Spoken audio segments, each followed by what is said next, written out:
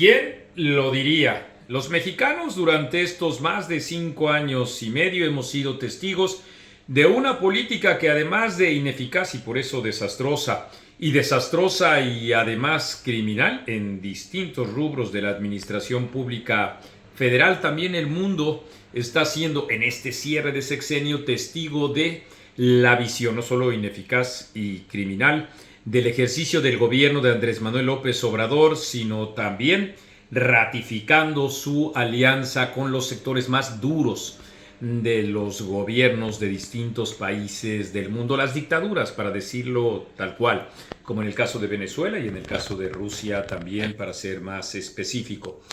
Primero miren ustedes lo que publica El País.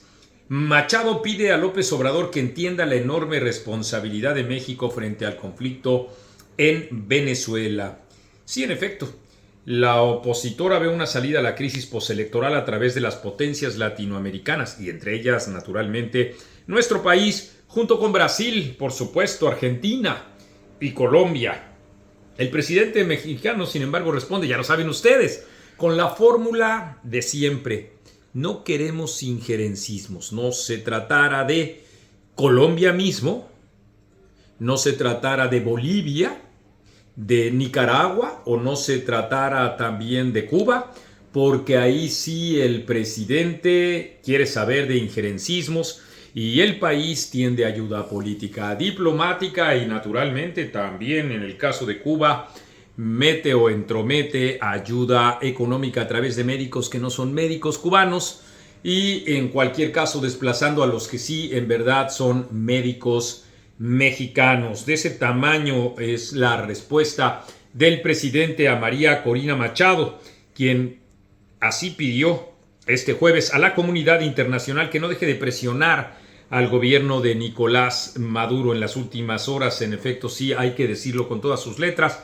Esa presión ha venido disminuyendo con mucho y que el gobierno de Chile ya ha desconocido al gobierno de Nicolás Maduro en Venezuela y también con que siguen duros, tajantes los discursos de gobiernos como el de Costa Rica y veneno puro el del gobierno de Brasil con Lula da Silva cuando dice, bueno, más allá de colocarse en un polo o en otro polo, pues que se presenten las actas, que ya han pasado bastantes días sin que estas actas puedan ser presentadas, lo cual ratifica, sí, el fraude electoral, porque a diferencia de esta omisión flagrante, cínica del gobierno de Venezuela, la oposición ya ha presentado más del 75% de estas actas y en donde queda perfectamente claro que Edmundo González es el triunfador, es el presidente electo.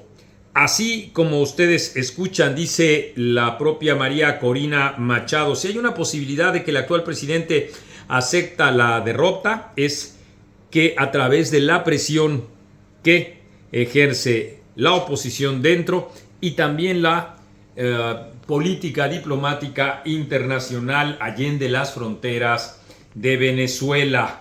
La líder de la oposición ha puesto el ojo en la alternativa que ha ido tomando fuerza en los últimos días, que la tríada compuesta, nosotros se los comentábamos ayer, eso era clave.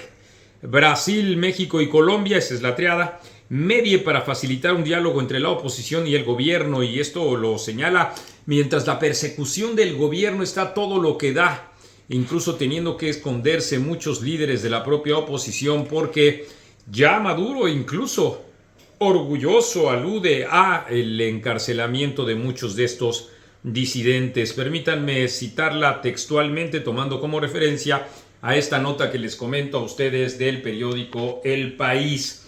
No descarto que esta iniciativa pueda lograr establecer los términos de una negociación clara, firme y efectiva, ha dicho. Luego envió un mensaje a Andrés Manuel López Obrador, quien históricamente ha estado en contra de interceder en conflictos de otros países. La cito. México tiene un papel importantísimo porque tiene un canal de comunicación con el régimen, aseguró. Espero que el gobierno mexicano entienda la enorme responsabilidad no solo hacia Venezuela, sino hacia la región. López Obrador respondió con cautela y aseguró que no quiere injerencismos. Ustedes lo saben, eso dice el periódico El País, cautela.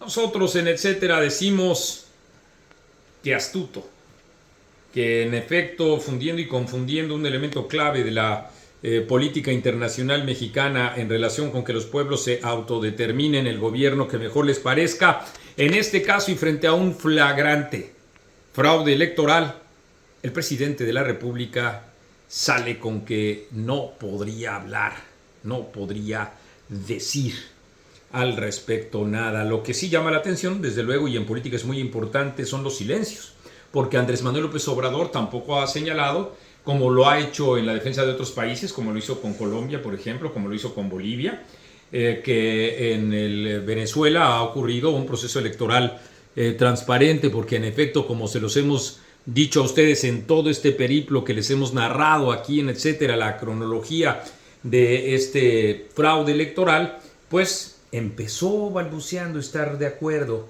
con Nicolás Maduro, pero la presión internacional, la presión de las propias pruebas, el reporte periodístico de medios de comunicación como The Washington Post o como The New York Times y AP, por supuesto, que también reveló que el triunfo tomando como base las actas que he comentado, ofrecidas por la oposición, corresponden justamente a Edmundo González. Así es que así es como se ha exhibido, digámoslo, con todas sus letras, así es como se ha exhibido pues esta visión autoritaria del presidente. Y hay otro elemento que puntualizó en un programa aparte nuestra compañera y amiga Orquídea Fon, que tiene que ver con la invitación que hace el gobierno mexicano a Vladimir Putin para que se presente en la toma de protesta de Claudia Sheinbaum.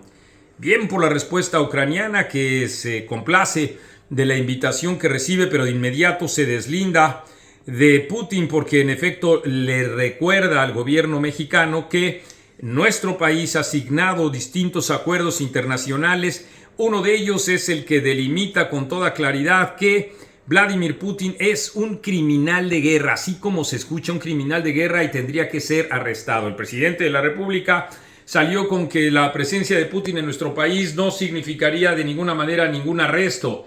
El simple gesto político, diplomático de Claudia Sheinbaum invitando a Vladimir Putin vuelve a reflejar en esa política diplomática internacional esa visión autoritaria que tiene la autoproclamada 4T y la continuidad de ella como criatura del presidente de la República con ese tipo de discursos. Y va a llegar.